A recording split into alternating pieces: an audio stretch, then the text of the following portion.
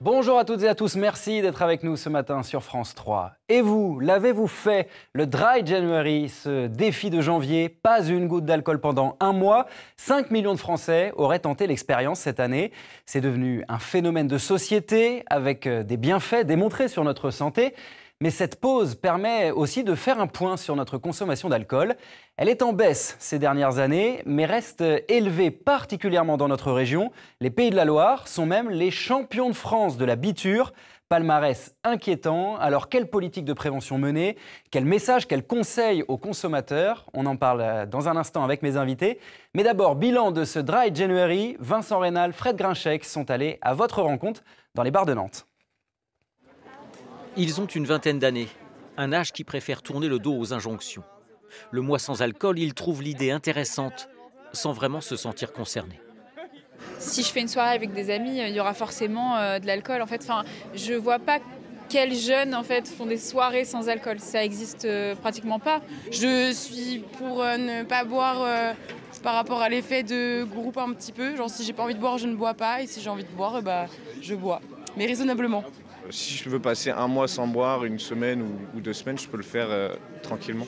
Mais ce qui est compliqué, c'est de battre cette addiction au lien social, parce que souvent quand on est avec ses amis, on a envie de boire et profiter un maximum.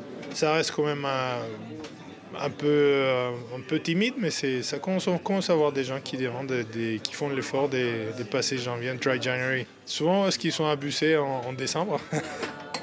Mais démarrer le défi est une chose, le mener à son terme en est une autre. Dans la sphère privée ou dans l'environnement professionnel, les occasions de trinquer à plusieurs ne manquent pas. Il y a un sujet forcément sociétal, parce que celui qui boit pas d'alcool, c'est quelqu'un qui peut être un petit peu rabat-joie ou moins dans les codes sociaux, etc. Donc ça, c'est un vrai sujet. Mais en fait, les codes changent aussi, les esprits s'ouvrent et on voit bien qu'effectivement, les gens sont de plus en plus tolérants par rapport à ça, où on a de moins en moins besoin de se justifier. Et signe que les mentalités évoluent, l'offre des softs ne cesse de s'étoffer. Chez ce caviste spécialisé, on trouve de tout. Vin, bière, gin, rhum, whisky, mais sans le moindre degré d'alcool. La qualité est vraiment en train de grandir. S'il y a un intérêt du consommateur, il y a un intérêt pour les producteurs. Le savoir-faire commence à se faire ressentir aussi dans le sans-alcool. Donc la qualité, elle fait que d'augmenter. La diversité de produits, elle fait que augmenter. On n'est encore qu'au début. Un cocktail de possibilités qui arrange bien les affaires de ce jeune couple. Pauline est enceinte. Cyril choisit l'abstinence par solidarité. C'est plus un accompagnement. Je me suis pas dit, tiens, en janvier, je bois pas. Je me dis juste, j'accompagne ma femme à pas boire. Et par un moment, je craque, quoi. On peut faire la fête sans alcool, même si là, au bout de 6 mois, 7 mois, ça manque un peu quand même. Hein. Je dirais pas non à une petite bière prochainement. En 30 ans, la part d'adultes déclarant boire de l'alcool quotidiennement a été divisée par 3. Mais ce sont les API, pour alcoolisation importante ponctuelle, appelées encore binge drinking, qui sont en forte hausse, notamment chez les femmes. Et c'est dans la région des Pays de la Loire que ces alcoolisations à outrance sont les plus fréquentes. Voilà, des données régionales notamment assez inquiétantes. On va en parler dans un instant avec mes invités. Bonjour Sandra Pinel. Bonjour. Vous êtes infirmière en addictologie et auteure de ce livre, Journal d'une polyaddicte libérée. En face de vous, Valérie Guittet, bonjour. Bonjour. Vous êtes coordinatrice prévention à l'association Addiction France. Et puis il y a une médecin autour de la table également. Bonjour Catherine Degnaud, vous êtes médecin addictologue. Vous travaillez au centre de soins aux Apsiades à Nantes. Merci et bonjour à toutes les trois. Un mot d'abord sur ce reportage, sur ce Dry January. 1 Français sur 10 l'aurait fait cette année encore au mois de janvier. Il y a un vrai engouement, ça marche ? Je pense que ça répond à un besoin de la société aujourd'hui, d'avoir des alternatives, de sentir cette pression qui n'est pas utile forcément pour tout le monde. On voit des femmes enceintes, on voit des gens qui sont accompagnateurs en fait, de ce mouvement, et puis peut-être toutes les actions de promotion de la santé qui commencent à faire un mouvement global, un peu comme on l'a initié sur le tabac. Mais il y a de plus en plus de participants au Dry January en 2024, ça s'est vérifié. C'est plébiscité par le public et certainement que les chiffres qu'on a sont même en deçà, 5 millions de nombre de personnes qui ont peut-être fait en entier ou ont déjà fait une tentative, même sur une semaine, 2 semaines, l'expérience est intéressante. Ou au moins essayer, on l'entend en tout cas de plus en plus dans les discussions, c'est vrai, autour de nous. Catherine Degnaud, ça a un vrai effet sur la santé, s'arrêter comme ça un mois? Oui, carrément. Le premier effet, c'est déjà de questionner ses habitudes. Alors, en tant que médecin, je me dois quand même de rappeler que ça ne s'adresse pas aux gens sévèrement dépendants, que ça peut mettre gravement en danger. En revanche, c'est très intéressant pour les 20 et quelques % de consommateurs excessifs. C'est quand même un adulte sur 5 en France qui est dans une consommation excessive, souvent sans le savoir. Le chiffre est en baisse, mais reste évidemment important. Voilà, très important. Et donc, c'est l'occasion de changer ses habitudes et de se rendre compte que, par exemple, cette habitude de prendre un verre de vin pour se détendre en rentrant du travail, eh bien, on peut tout à fait, les uns les autres, trouver des alternatives et déconstruire un petit peu les habitudes qui s'installent comme ça. Et j'imagine que tout le monde se pose la question, à quel moment on boit trop, finalement? À quel moment on boit trop? Alors ça, c'est une question assez complexe, variable. Le premier verre peut déjà faire un effet très fort quand on a une problématique sous-jacente. Il ne faut pas oublier que l'alcool est un psychotrope. Quand je donne des formations, j'ai l'habitude de dire aux médecins, n'oubliez pas que c'est hautement accessible et très disponible et que c'est comme un anxiolytique, c'est-à-dire abaisseur d'anxiété, antidépresseur, en puissance. Sans ordonnance. Sans ordonnance. Et donc, quand les gens l'utilisent pour des raisons qui sont propres, mais qui visent à apaiser une souffrance interne, une timidité excessive, une anxiété excessive ou un mal-être, ça peut très vite les accrocher, malheureusement. Ces repères de l'OMS, on va les donner, qui sont les recommandations maximum, évidemment. 10 verres par semaine, grand max, 2 verres par jour, grand max, et pas tous les jours. C'est ça qu'il faut avoir en tête? 2 verres par jour maximum, pas tous les jours? Je dirais que le plus intéressant, c'est le pas tous les jours. Mais comme je viens de le dire, ça dépend beaucoup de l'effet que ça donne. Donc, si des gens se reconnaissent dans l'automédication, je les invite à se rapprocher de soignants pour en parler. Pour faire un bilan. Même si ce n'est pas facile. Je crois que vous n'êtes pas fan de ces repères. Je préfère les éléments de communication canadiens qui sont boire moins, c'est mieux.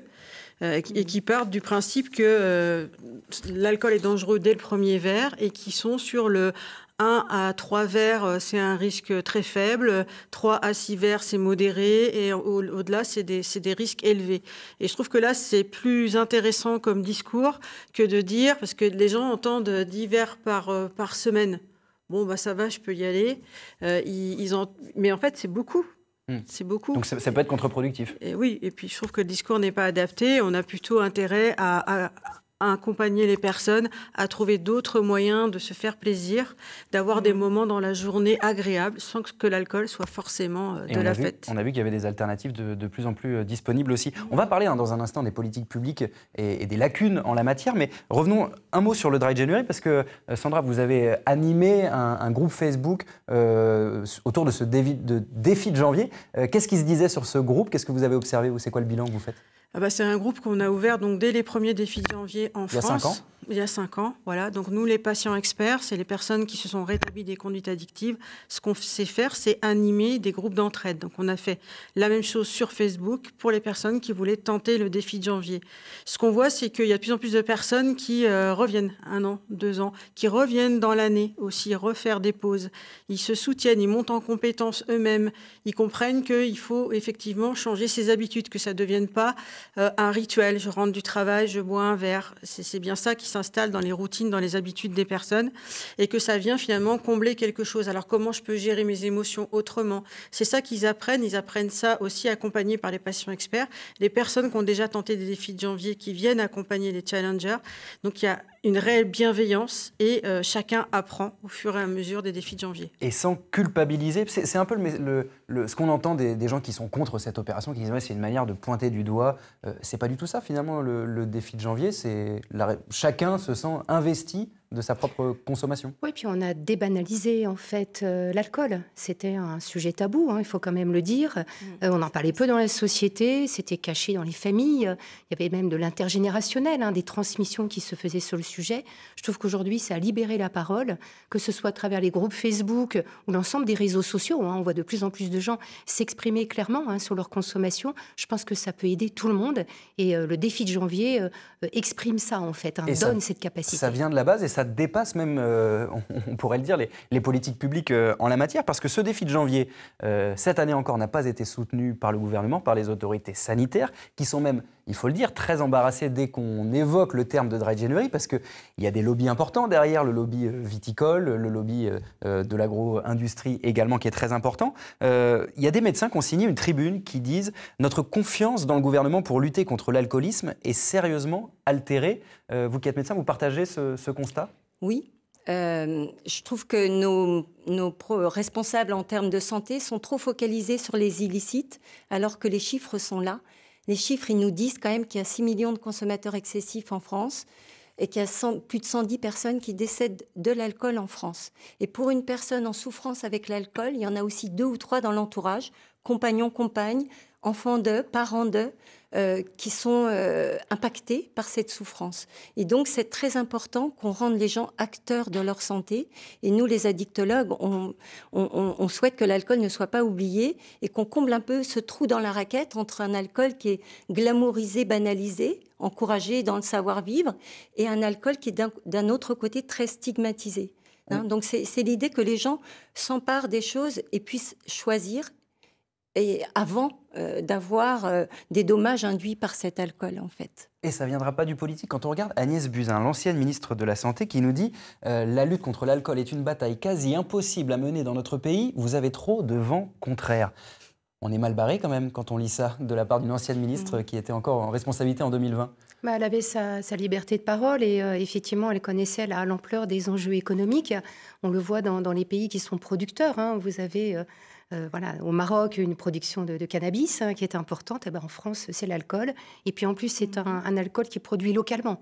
Donc on va avoir un effet étatique, mais aussi de politique locale. Et notamment dans la région, évidemment. On est une région viticole, donc on sait que ça peut avoir un effet important. D'ailleurs, au sujet d'Agnès Buzyn, donc c'était sur France 2, il y avait eu un téléfilm sur l'alcoolisme féminin avec Claire Kame, où elle était intervenue dans le débat ensuite, où elle avait dit « l'alcool est une drogue comme les autres ». Et il y avait eu un tollé ensuite derrière à l'Élysée. On ne peut pas dire ça aujourd'hui en France. On ne peut pas le dire. On ne peut toujours pas le dire, je pense. Je pense que si c'est quelqu'un d'autre d'Agnès Buzyn, puisqu'elle n'est plus en charge maintenant, qui le dit, ça ne sera pas non plus entendu, même si c'est un ministre de la Santé. Et quand on voit Emmanuel Macron qui siffle une bouteille de bière dans le cul sec dans le vestiaire du Stade Toulousain, ou qui dit le président de la République, qui dit je bois un verre de rouge midi et soir. N'emmerdez pas les Français avec ça, c'est ce qu'il avait dit pour le défi de janvier.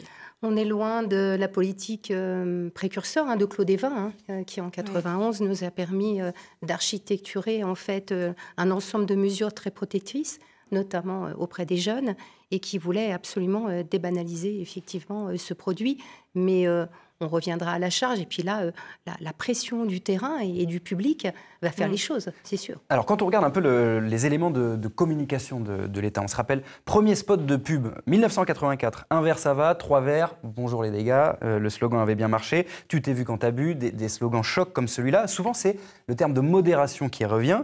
Et c'est ce que nous dit également en filigrane l'Agence régionale de santé des Pays de la Loire. Je suis allé leur demander cette semaine pourquoi le Dry January n'était pas soutenu officiellement par les autorités. Écoutez la réponse.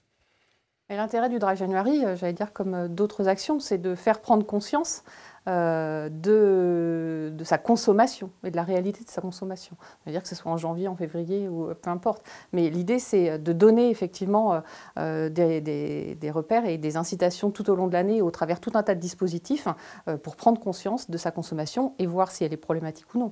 On travaille également avec les médecins et en tout cas tout le premier recours pour les accompagner aussi sur ce repérage précoce auprès de leurs patients. C'est comme tout, il y a une question de modération. En fait, le risque, j'allais dire, d'une consommation modérée à l'alcool, il n'est jamais nul, mais il est quand même pas le même que quand c'est une consommation immodérée qui dépasse effectivement, quand on perd le contrôle de soi, quand on boit tous les jours, c'est pas du tout la même chose.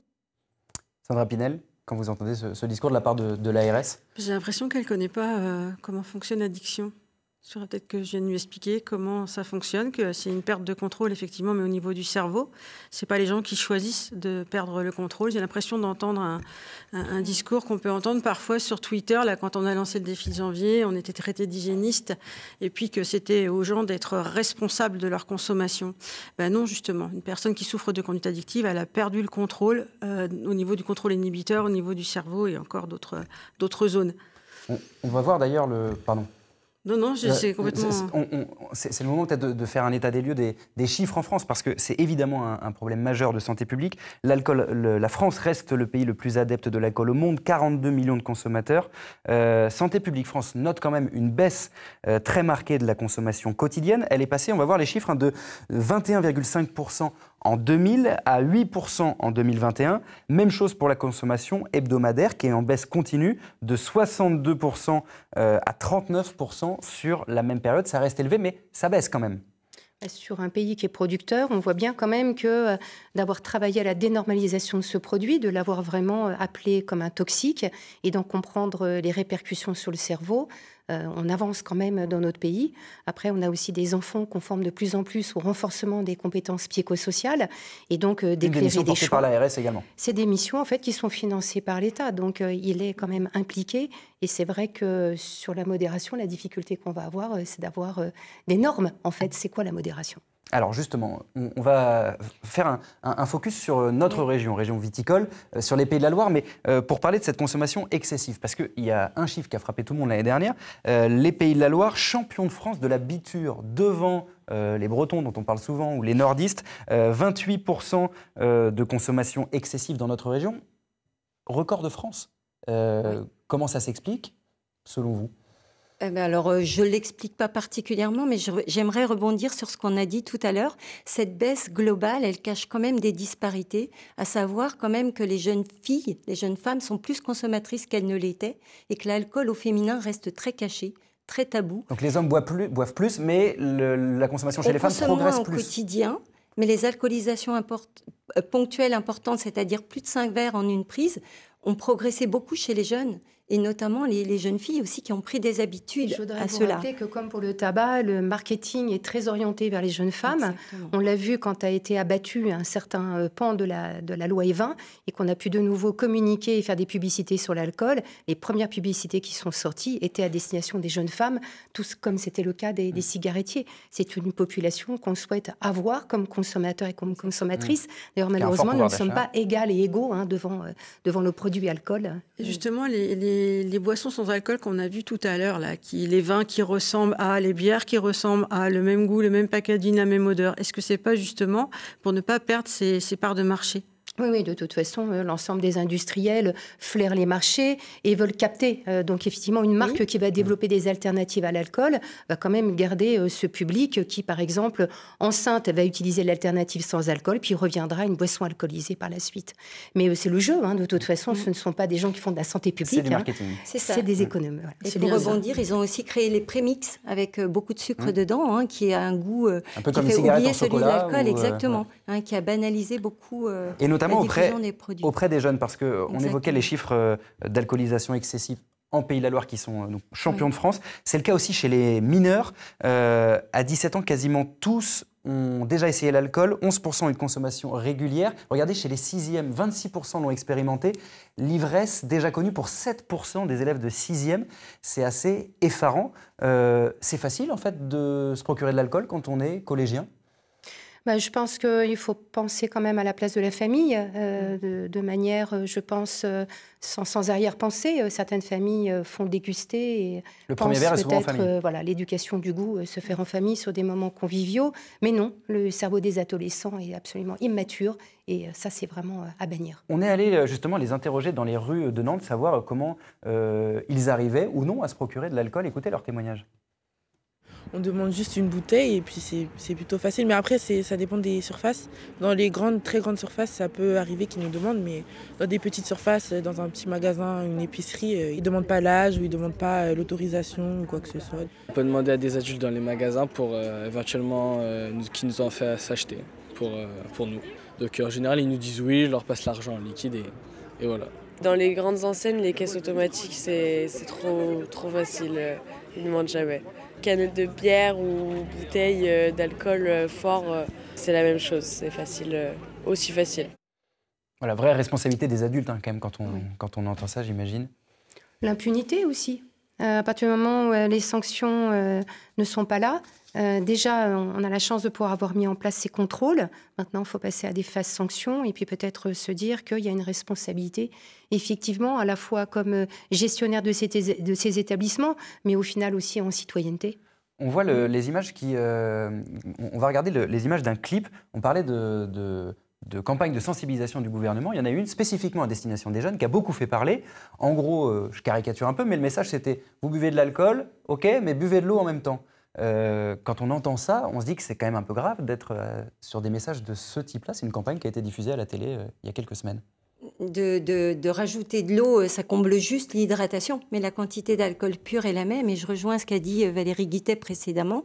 Il faut savoir que le cerveau des jeunes est beaucoup plus sensible puisque la maturation se fait jusqu'à l'âge de 25 ans et que les zones qui sont sensibles à la gestion des émotions et ce fameux circuit de la récompense sont finalement activées avant les zones qui permettent de différer un plaisir immédiat au service d'un projet plus lointain et moyen terme. Donc, naturellement, nos adolescents, ils sont plus dans l'impulsivité, l'immédiateté. Et leur cerveau est beaucoup plus vulnérable aux impacts des produits psychotropes, c'est-à-dire de tous les produits qui agissent sur le cerveau, avec un risque de dérégulation et de favoriser secondairement l'apparition d'une dépendance. Et ils viennent vous voir, ces Alors, jeunes? on les voit de plus en plus. Moi, j'ai eu la chance d'avoir une consultation avancée auprès des étudiants pendant 4 ans. Et je peux vous assurer que malheureusement, j'ai découvert que beaucoup de jeunes étaient déjà dans des alcoolodépendances sévères. J'en ai accompagné, j'en accompagne encore. Et franchement, c'est très, très difficile quand on est jeune de faire ce constat-là, puisqu'on a très peu de moyens médicamenteux face à ça. Hein. On n'a pas de traitement de substitution pour l'alcool qui permettent d'apaiser les choses. Et donc, renoncer, faire le deuil complet de l'alcool quand on a 20 ans, c'est complexe, en fait. Il y a un jeune sur 3 qui connaît aujourd'hui des API, donc des épisodes d'alcoolisation ponctuelle importantes. Je voudrais qu'on écoute Anaïs Hachet. Elle est doctorante en sociologie à l'Université de Nantes. Et je lui ai demandé tout simplement si l'alcool était toujours aussi cool aujourd'hui chez les lycéens. Écoutez sa réponse. C'est une expérience quand même qui attire toujours. Mais la consommation d'alcool à haute fréquence, vraiment l'enivrement chaque week-end, à chaque fois, on a l'impression quand même que c'est quelque chose qui diminue. Pour beaucoup, c'est encore le cas, hein, évidemment. Mais il y a quand même une partie de cette nouvelle génération qui est moins intéressée et qui va...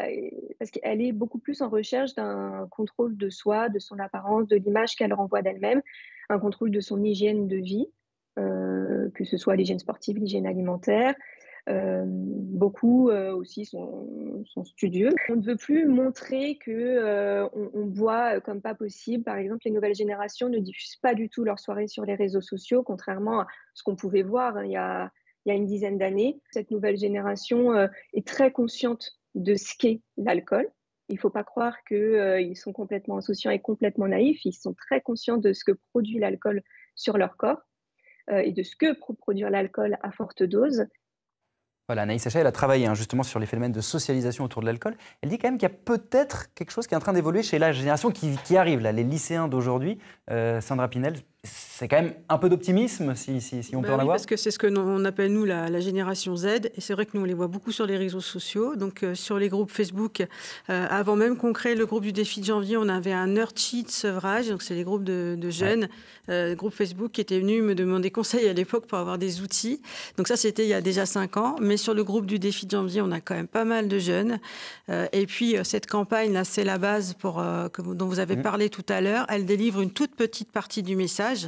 Ce qui manque à ce message-là, c'est un message juste de réduction des risques. Et il manque le message de prévention et d'apprendre à s'amuser autrement qu'en consommant des produits modifiant le comportement. Et justement, ces jeunes qui viennent vers nous lorsqu'il y a des campagnes de prévention, eux, ils ont cette envie de prendre soin d'eux et d'avoir d'autres manières de s'amuser qu'en prenant un produit. Et quand on est déjà dans une forme d'addiction et quand on est jeune, quel message vous donnez pour comment on peut réussir à s'en sortir, évidemment en consultant des professionnels et au-delà de ça, quel message on peut donner aujourd'hui? C'est le même qu'on a avec des personnes adultes. Nous, on les accompagne avec ce qu'on sait faire, nous, qui nous en sommes rétablis. Hein. C'est vraiment le changement. Qu'est-ce qui a marché pour vous? Oui, c'est le changement d'habitude, c'est se faire aider, multiplier les aides autour de soi, voir où sont les difficultés et puis changer les choses. Et puis c'est surtout un choix, c'est se libérer de. C'est un choix, c'est pas une contrainte. Si c'est vécu comme une contrainte et un combat, c'est pas tenable. La qualité de l'entourage aussi, mais c'est ce qu'on dit depuis le départ, c'est-à-dire avoir une personne qui va écouter parmi ses amis. Il y a d'ailleurs eu une campagne Amis aussi la nuit, qui a été promotrice en fait de la qualité des échanges entre les jeunes. Ils sont solidaires. Ils voient bien quand il y en a un d'eux qui dérape complètement avec un produit. Et donc d'avoir aussi ce souci de l'autre et cette bienveillance. Et de bien leur dire qu'on va travailler avec eux, en collaboration avec eux, qu'on ne va rien exiger d'eux, mais qu'on va construire pas à pas avec eux. C'est d'ailleurs l'approche qu'on a en santé, en addictologie, pour les adultes également. Mais ça, c'est très important. Mais j'appelle de mes voeux, effectivement, les pouvoirs publics à plus s'emparer de la question des jeunes, à leur donner de la place. Ils sont très intéressants, ils bousculent les codes, ces jeunes. Et ça serait intéressant, non seulement qu'on ait des messages de prévention beaucoup plus tôt, en favorisant aussi la capacité à résister aux pressions des autres. La pression sociale qui reste importante. La pression sociale, puisque culturellement, c'est très, très présent, très encouragé. Et puis peut-être qu'on ouvre des centres de santé qui combinent santé mentale et addiction. Puisque quand on va mal ou qu'on est très anxieux, et qu'on n'a pas accès aux soins en santé mentale, que fait-on? On cherche du soulagement, et notamment dans les comportements addictifs. Ouais, j'imagine que c'est... En quelques mots, c'est presque la fin de l'émission. Oui, c'est juste pour dire qu'on peut regretter que les programmes comme Capado, qui ont été mis en place, et dont Opélia, où je travaille, et les Absiades ont participé, d'aller dans les collèges, aider les jeunes à réagir différemment à des émotions fortes et à des difficultés de la vie que par des consommations. C'est en allant dès le collège, mais en pérennisant ces actions-là qu'on arrivera à changer les choses aussi. Sandra Pinel, je rappelle votre livre, Journal d'une polyaddicte libérée. Merci à toutes les trois, Valérie Guittet, coordinatrice prévention association Addiction France, et Catherine Degnaud, médecin addictologue à Nantes. Merci à toutes les trois d'avoir participé à cette émission. La semaine prochaine, vous retrouverez Virginie Charbonneau pour un nouveau Dimanche en politique. Passez une excellente journée sur France 3.